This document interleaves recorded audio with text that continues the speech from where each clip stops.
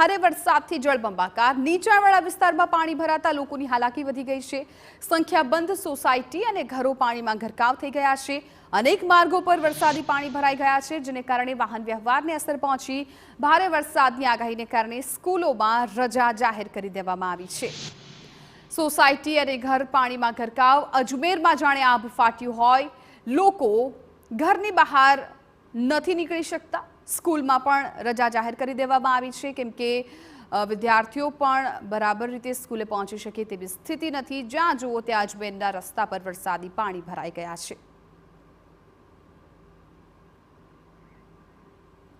આપ દ્રશ્યો જુઓ, રાજસ્થાનના અજમેરના દ્રશ્યો છે કે જ્યાં મોટા મોટા વાહનો પણ અડધા ડૂબે તેટલું પાણી રસ્તા પર ભરાઈ ગયેલું છે।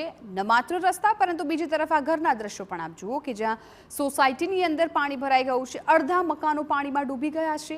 લોકોને અત્યારે બહાર નીકળવું પણ એક પ્રશ્ન થઈ રહ્યો છે કે કેવી રીતે તેમની જરૂરિયાતની જે વસ્તુઓ લેવા માટે બહાર નીકળવું, કેમ કે તમામ રોડ રસ્તાઓ છે પાણીમાં ગરકાવ થઈ ગયા છે। એક તરફ અજમેરના દ્રશ્યો જુઓ અને બીજી તરફ જયપુરના દ્રશ્યો જુઓ। પરિસ્થિતિ એક સમાન છે, કેમ કે જ્યાં જુઓ ત્યાં વરસાદી પાણી ભરાઈ ગયા છે અને લોકોને પારાવાર મુશ્કેલીનો સામનો કરવો પડી રહ્યો છે। સોસાયટીની અંદર પાણી છે, ઘરમાં પાણી છે, બાળકો પણ શાળાએ જઈ શકે તેવી સ્થિતિ નથી।